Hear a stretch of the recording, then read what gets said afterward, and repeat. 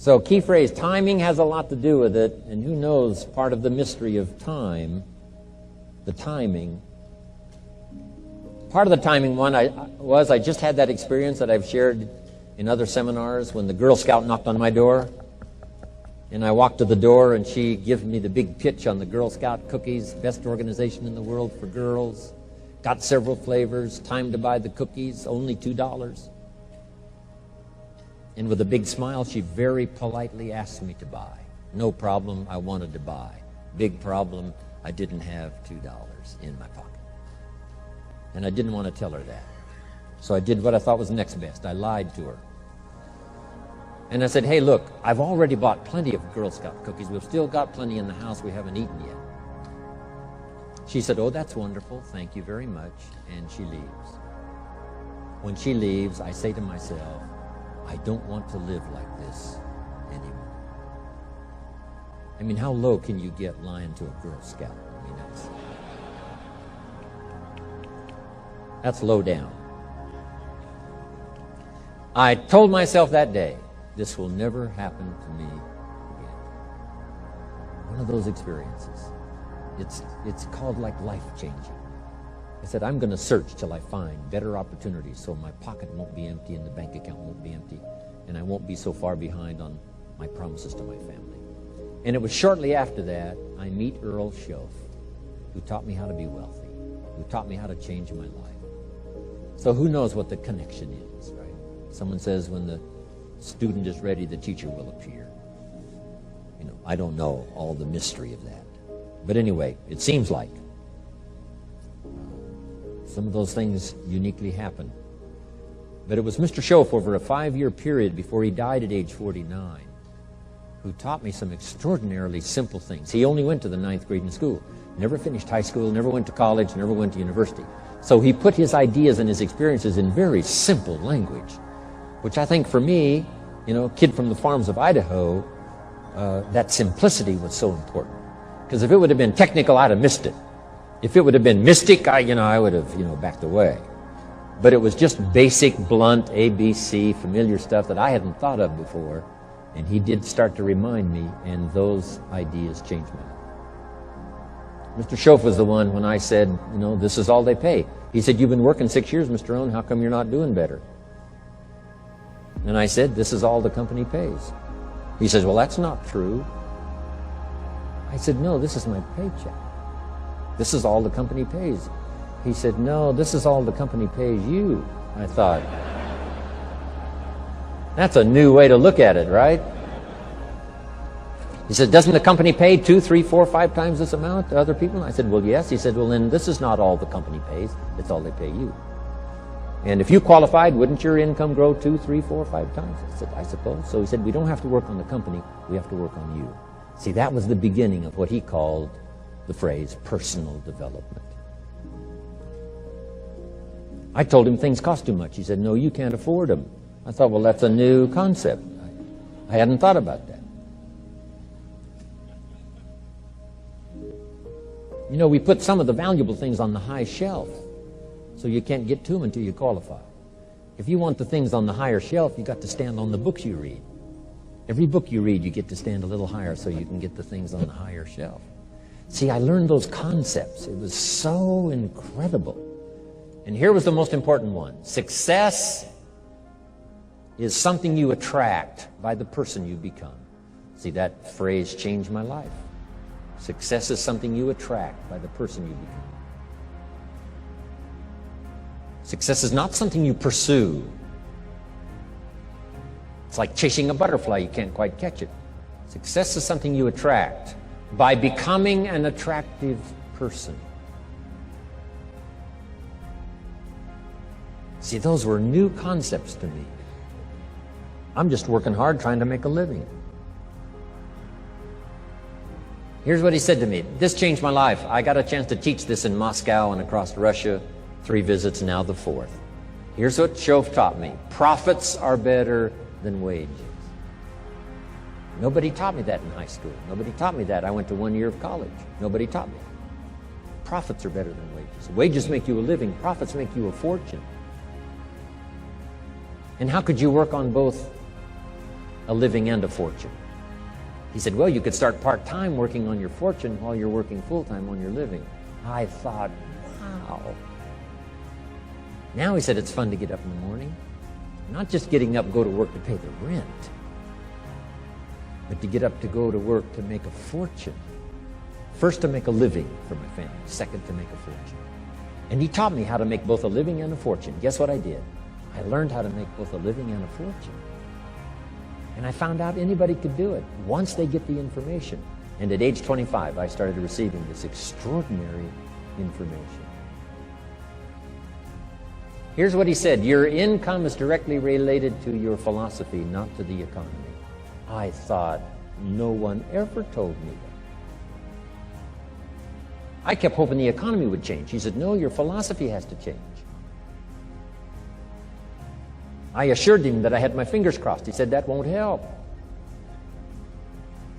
Then what could I do to change my income and multiply it by 2, by 3, by 5, by 10, and then multiply it by 10 again? What could I do? And he started giving me the disciplines and the process of learning the skills to change my life. This was an extraordinary man. Those were extraordinary times for me, life-changing in every manner that you can imagine, but very simple ABC concepts. Here's what I learned: not to search for the exotic until you've discovered the basic. And those basic philosophies that he shared with me during that time were life-changing, and he called it personal development.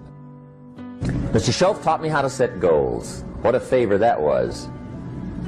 One morning at breakfast, shortly after I met him, he said, Jim, let me see your current list of goals, and let's go over them and talk about them. He said, maybe that's the best way I can help you get a better direction started. And I said, I don't have a list.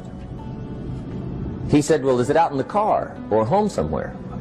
I said, no, sir. I don't have a list anywhere. He said, well, young man, that's where we got to start.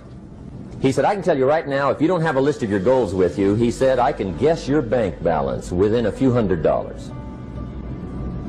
Which he did. And that got my attention. I said, you mean my bank balance would change if I had a list of goals? He said, drastically.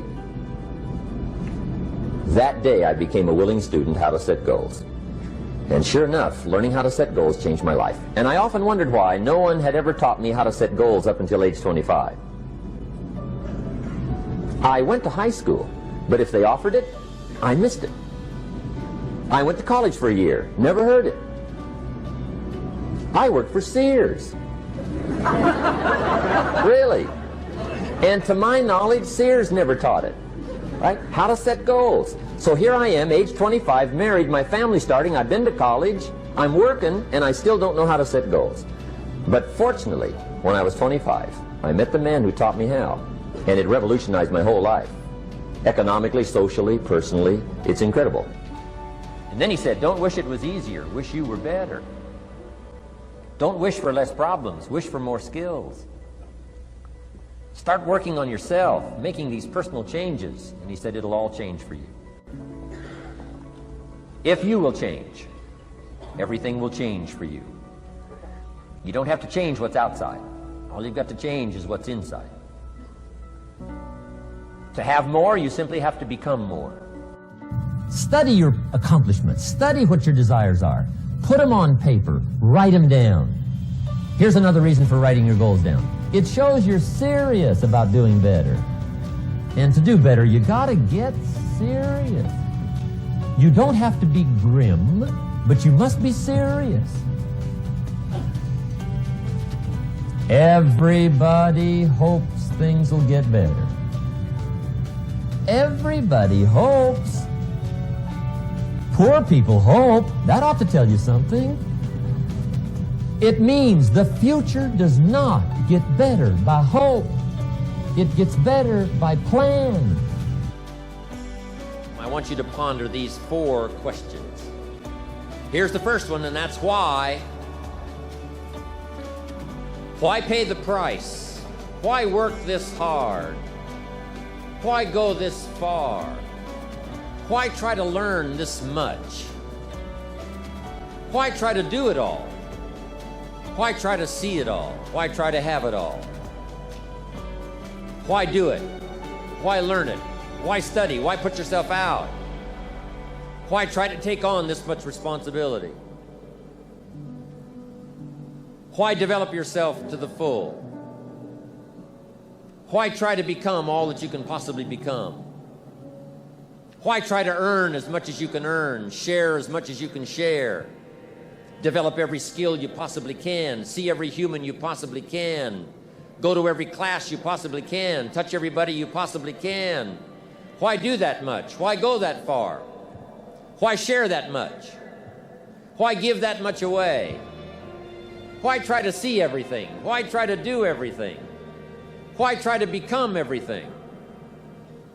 That's a good question, why?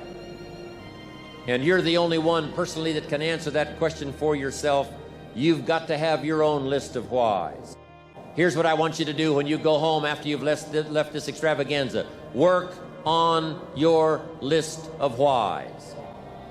One of the big thrusts for success is to come up with a strong enough why. In leadership training, here's what we learn. If the why is powerful, the how is easy. But if the why isn't strong, if your goals aren't powerful, if the vision isn't clear, the old prophet said, without a vision we die, without a vision we perish, without a dream we're nothing. You've got the brains, you can make decisions, you can study the plan, you can change your life, you can grow immensely in the next few years, you can make your dreams come true, you can build a financial wall around your family nothing can get through, you can become healthy, you can become powerful. Why not you? Why not see how much you can earn? Why not see how much you can learn? Why not see how many skills you can develop? Why not see what kind of person you can become? Why not see what kind of influence you can have? Why not see how many people you can rescue from oblivion? And what a time now for us to take this dream and not let it die. Take this dream and give it life. Take this dream and breathe into it your own personal spirit until finally it becomes a flame that burns around the whole world. Let's go do it now.